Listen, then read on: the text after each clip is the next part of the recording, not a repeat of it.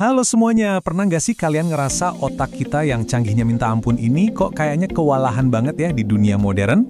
Nah, di sini kita bakal bedah bareng-bareng kenapa perangkat keras kuno di kepala kita ini kadang-kadang suka nge-lag pas ngejalanin perangkat lunak dari dunia digital. Bayangin deh, lagi coba fokus, notifikasi masuk terus. Baru aja baca sesuatu, beberapa detik kemudian udah lupa. Rasanya tuh frustrasi banget, seolah-olah pikiran kita ditarik ke 100 arah yang berbeda dalam waktu bersamaan. Kalau ini kedengarannya familiar banget, tenang, kamu nggak sendirian kok. Ternyata ada loh istilahnya untuk fenomena ini, brain rot atau pembusukan otak. Tenang, ini cuma metafora kok, bukan beneran busuk. Tapi rasanya nyata banget kan?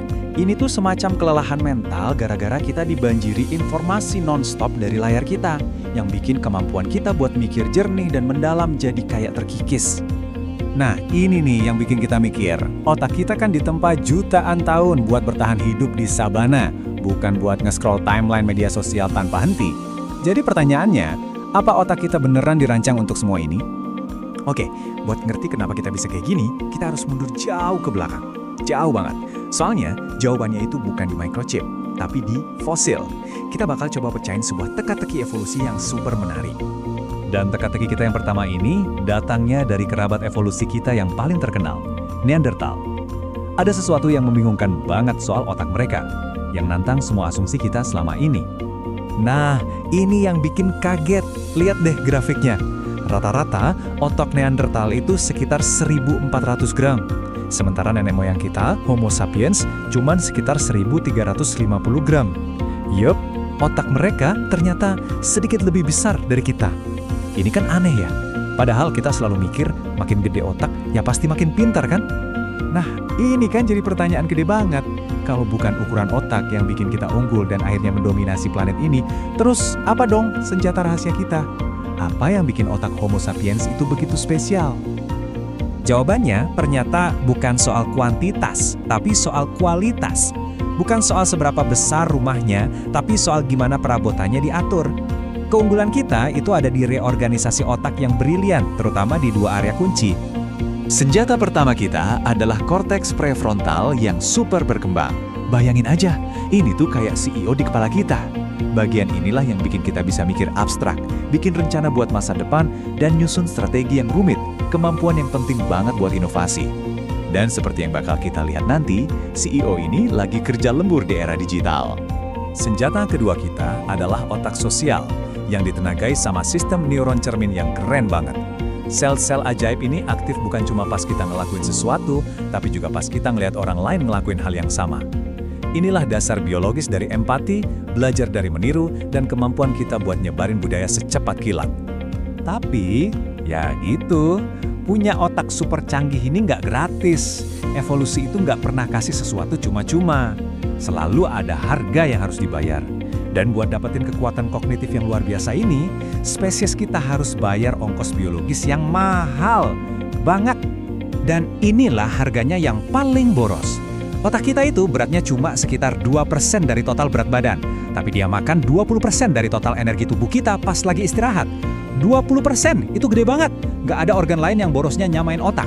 Ini ngejelasin kenapa evolusi itu pelit banget pas mendesain otak. Fakta ini sekaligus ngebantah mitos yang sering banget kita dengar. Katanya kita cuma pakai 10% otak kita. Itu salah besar ya.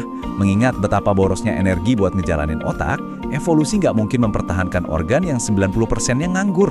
Pemindaian otak modern nunjukin kita pakai seluruh bagiannya kok. Biaya lainnya malah lebih dramatis lagi, sebuah krisis pas lahiran. Jadi, evolusi itu kayak narik kita ke dua arah yang berlawanan. Satu sisi, otak makin gede, artinya kepala bayi juga makin gede. Di sisi lain, karena kita jalan tegak, panggul perempuan justru jadi lebih sempit. Wah, ini kan tabrakan. Para ilmuwan nyebutnya dilema obstetri. Terus gimana caranya evolusi ngakalin ini? Komprominya jenius banget. Kita dilahirkan dalam kondisi otaknya belum jadi sepenuhnya. Bayi manusia itu kan lahirnya nggak berdaya banget. Otaknya masih kayak spons, siap nyerap apa aja.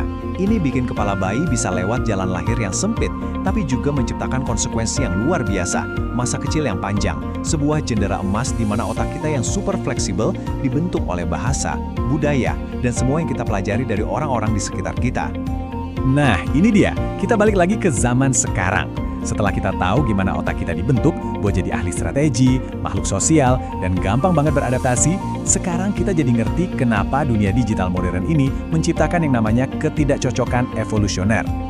Yuk, kita lihat gimana senjata-senjata evolusi kita diuji di dunia modern. Ingat korteks prefrontal, si CEO otak yang dirancang buat fokus mendalam? Sekarang, dia dibombardir gangguan nonstop, yang bikin kontrol impuls kita jadi lemah. Terus sistem neuron cermin kita yang dibangun buat empati tatap muka mungkin jadi agak tumpul karena interaksi kita kebanyakan lewat layar. Dan yang paling gokil, neuroplastisitas kita yang luar biasa. Otak kita saking pinternya beradaptasi, dia malah nge-outsource ingatan kita ke Google. Fenomena ini bahkan ada namanya, efek Google. Singkatnya, alat-alat terbaik kita ini lagi menghadapi tantangan yang belum pernah ada sebelumnya. Jadi intinya apa? Otak kita ini tuh sebuah mahakarya dari evolusi jutaan tahun. Tapi, dunia yang kita ciptakan sekarang berubahnya jauh lebih cepat dari yang bisa dikejar sama biologi kita. Ini ninggalin kita sama satu pertanyaan besar yang mungkin bakal nentuin masa depan kita sebagai spesies. Evolusi kita selanjutnya itu bakal biologis atau justru teknologi?